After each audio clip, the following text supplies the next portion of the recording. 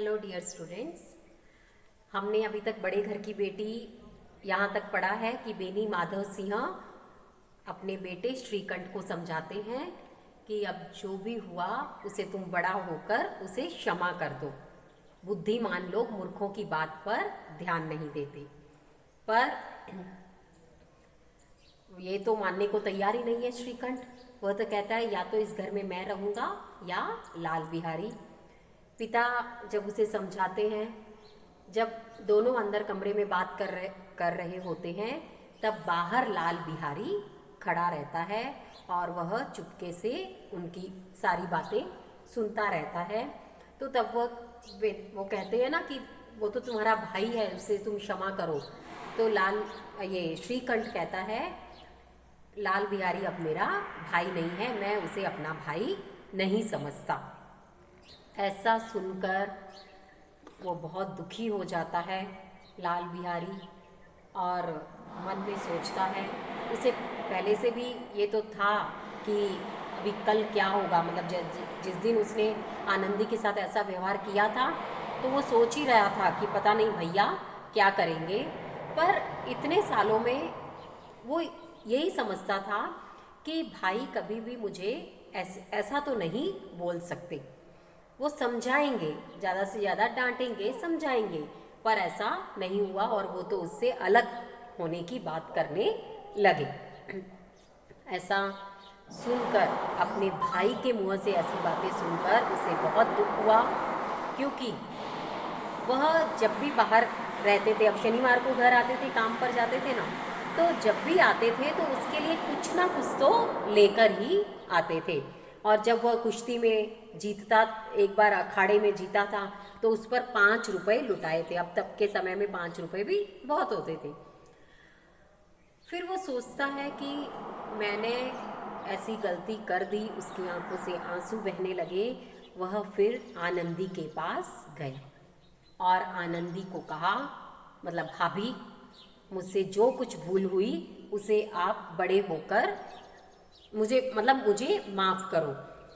भैया अब मेरा मुंह देखना नहीं चाहते, इसलिए अब मैं जाता हूँ।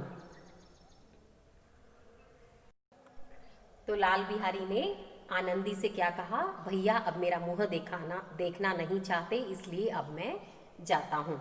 मुझसे जो कुछ अपराध हुआ मुझे क्षमा करना। अब आनंदी को भी बहुत ऐसे दुख हुआ। वो मन में सोचने लगी कि मैंने ये झगड़ा क्यों उठाया। और अभी वो सोच ही रही थी, तभी उसने देखा ना लाल बिहारी वहाँ खड़ा था, और तभी श्रीकंठ आए। पर श्रीकंठ ने भी क्या किया कि उसको देखकर फिर से आंखें लाल करके गुस्से में अंदर चले गए, जैसे उसकी परछाई से भी घबराते हो। तो अब आनंदी ने फिर श्रीकंठ को समझाया, अब देखो उसे माफ़ कर दो, जो भी हुआ उसे माफ़ कर दो, वो भी पछता रहा है। तो वो श्रीकंठ कहता है नहीं। तब आनंदी सोचती है, मैंने ये झगड़ा क्यों लगाया, मतलब मेरी जबान को आग लगी, मैंने ये बात उठाई क्यों, और ये भी कितना गुस्सा होते हैं। अब हुआ सो हुआ। पर श्रीकंठ मानने को तैयार ही नहीं थे। तभी लाल बिहारी फिर से आए और कहा, भाभी अब मैं जाता हूँ। आनंदी को बहुत ही दुख हुआ और वह उनके पीछे गई। वैसे भी आनंदी गुण स्वभाव तो उसका दयावती थी, तो वह लाल बिहारी को रोकने के लिए गई और उसका हाथ पकड़ लिया और कहा, मैं तुम्हें जाने नहीं दूंगी, एक पग भी आगे बढ़ाया तो तुम्हें मेरी सौगंध है। तब लाल बिहारी ने कहा, नहीं, जब भैया मेरा मुंह देखना नहीं चाहते तो मैं यहाँ नहीं रह सकता। अगर उनके मन से ये बात साफ हो जाए तभी मैं यहाँ रहने का सोच सकता हूँ। तब आनंदी उसे विश्वास दिलाती है कि नहीं, उनके मन में तुम्हारे प्रति कोई भी मैल नहीं है, और वह उसे रोक लेती है। तभी श्रीकंठ भी अंदर से आते हैं, उनका मन भी पिघल जाता है और वह अपने भाई को गले लगा लेते हैं। दोनों की आंखों से आंसू बहने लगते हैं खुशी के। और वहाँ से बेनी माधव सिंह आते हैं, पिता। वह देखते हैं इनका प्रेम, तो वो अब किसने करवाया ये मेल, श्रीकंठ तो मान ही नहीं रहे थे, पर मेल जोल किसने करवाया? आनंदी ने।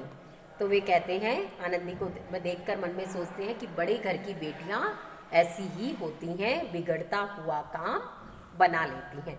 तो यहीं पर हमारी स्टोरी खत्म होती है।